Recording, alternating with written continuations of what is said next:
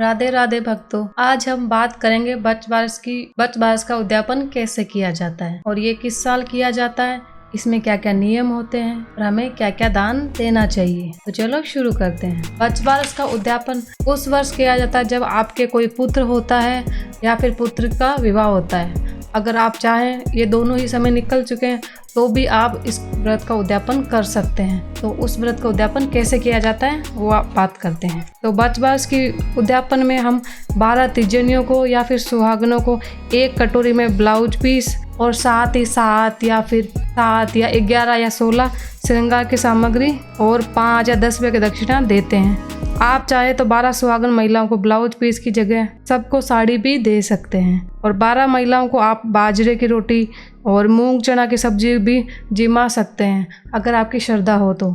नहीं तो आप केवल एक कटोरी में ब्लाउज पीस और 7 या 16 श्रृंगार का सामान भी दे सकते हैं, उसके साथ में 5 या 10 रुपये दक्षिणा। और कुछ जगह पर लोग साड़ी भी देते हैं, तो आप ब्लाउज पीस की जगह साड़ी, श्रृंगार का सामान एक कटोरी में और दक्षिणा दे सकते हैं 12 सुहागनों को। उसके बाद बात करते हैं हम ब्राह्मणी को क्या दिया जाता है। तो ब्राह्मणी को दी जाती है एक साड़ी या सूट, जो भी वो पहनते हैं उसके अनुसार साड़ी, 16 श्रृंगार का सामान और चप्पल ब्राह्मणी को हमें देनी चाहिए। साथ ही हम ब्राह्मणी को एक चांदी का बछड़ा और गाय भी जरूर से देते हैं। चांदी की गाय और बछड़ा आप बाजार से 4-5 दिन पहले लाकर रख सकते हैं। और अगर ब्राह्मणी आपको नहीं मिल पाती है पास में कोई, आप फिर ये सारा सामान जो ब्राह्मणी को देने का है वो सारा सामान आप कृष्ण मंदिर में भी दान कर सकते हैं। उसके बाद बात करते हैं हम कि किस गाय की पूजा करनी चाहिए। तो जिस गाय के अभी कुछ समय पूर्व ही कोई बछड़ा हुआ हो उसकी हमें पूजा करनी चाहिए। गाय की और उसी बछड़े की पूजा की जाती है, बछड़ी की पूजा नहीं की जाती है। और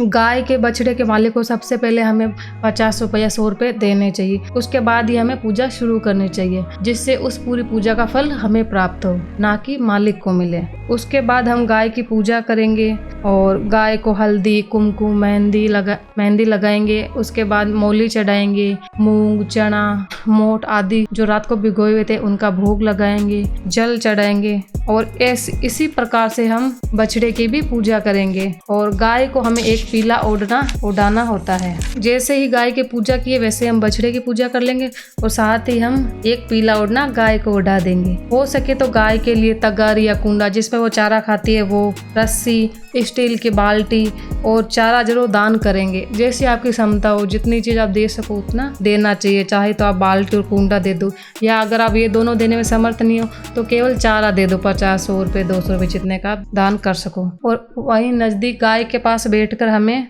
छोटी सी तलाई बना लेनी है गोबर से और बच बारस की कथा सुनेंगे।